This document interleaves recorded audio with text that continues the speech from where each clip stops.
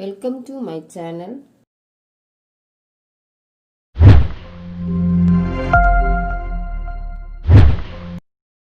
இப்போ தக்காளி 3, பெரிய வெங்காயம் 5, பூண்டு 10 பல்லு, இஞ்சி சிறிதளவு, பச்சை மிளகாய் 3 நறுக்கி எடுத்து வச்சுருக்கேன்.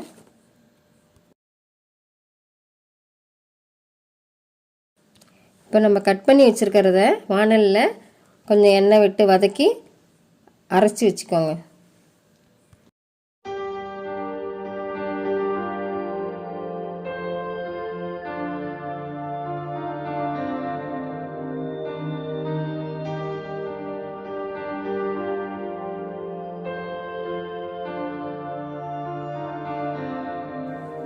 அடுப்பில் தோசைக்கல்லை வச்சு எண்ணெயை ஊற்றி மஞ்சத்தூள் சிறிதளவு, மிளகாத்தூள் 2 ஸ்பூன்,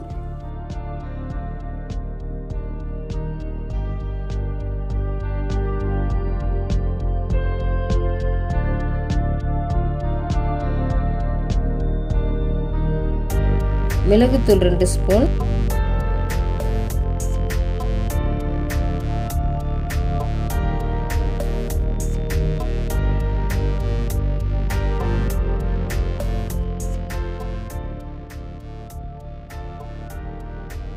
இதெல்லாம் வதக்கி கட் பண்ணி வச்சிருக்கிற முட்டையை போட்டு நல்லா வறுத்து வச்சுக்கோங்க.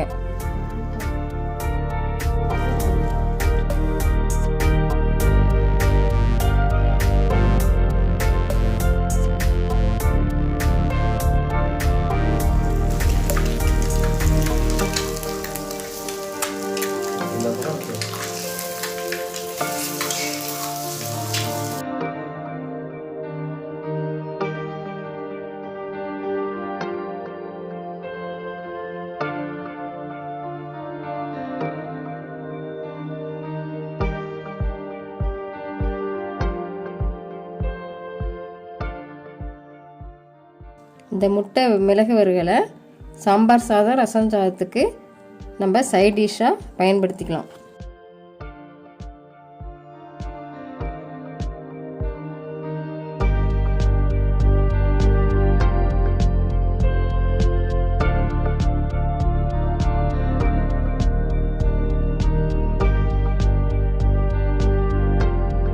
அடுத்ததாக தனியாக 1 ஸ்பூன், காஞ்ச மிளகாய் 5, சோம்பு 1 ஸ்பூன், மிளகு சிறிதளவு, பட்டை சிறிதளவு, கிராம்பு 2 எல்லாத்தையும் சேர்த்து வறுத்து அரைச்சிக்கணும்.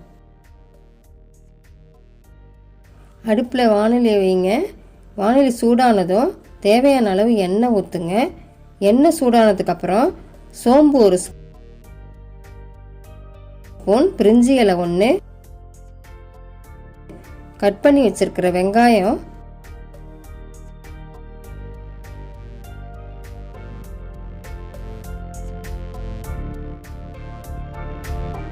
கருவேப்பிலை இதனை வதக்குங்க.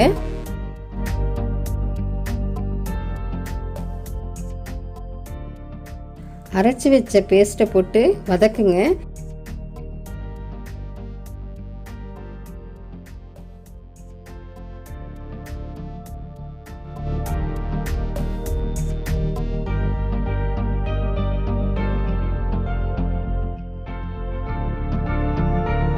மிளகாத்தூள் 2 ஸ்பூன், அரைச்சி வச்ச பொடி 3 ஸ்பூன்,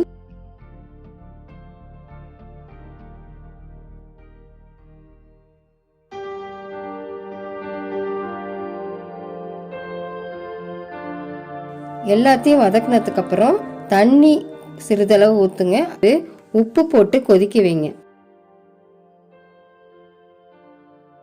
10 நிமிஷம் கொதிக்க வைங்க.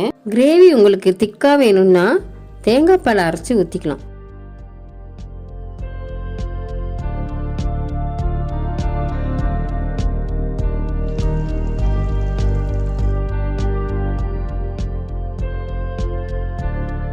கொதிச்சதுக்கு அப்புறம் கட் பண்ண முட்டையை போட்டு 5 நிமிஷம் வேக வைங்க.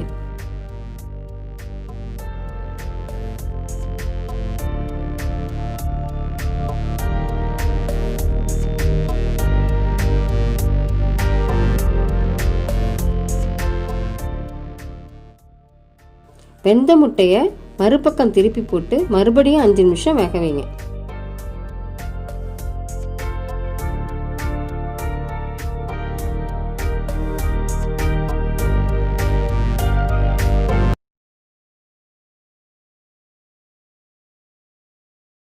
அருமையான சுவையில் முட்டை கிரேவி ரெடி. இதை சப்பாத்தி, பரோட்டா, சாதம் எல்லாத்துக்கும் பொருத்தமான இந்த முட்டை கிரேவியை செஞ்சு குடும்பத்தோடு வீட்டில் செஞ்சு சாப்பிடுங்க. இந்த வீடியோ உங்களுக்கு பிடிச்சிருந்தா லைக் பண்ணுங்கள், ஷேர் பண்ணுங்கள், சப்ஸ்கிரைப் பண்ணுங்கள். மேலும் உங்களை அடுத்த வீடியோவில் சந்திக்கிறேன். நன்றி, வணக்கம்.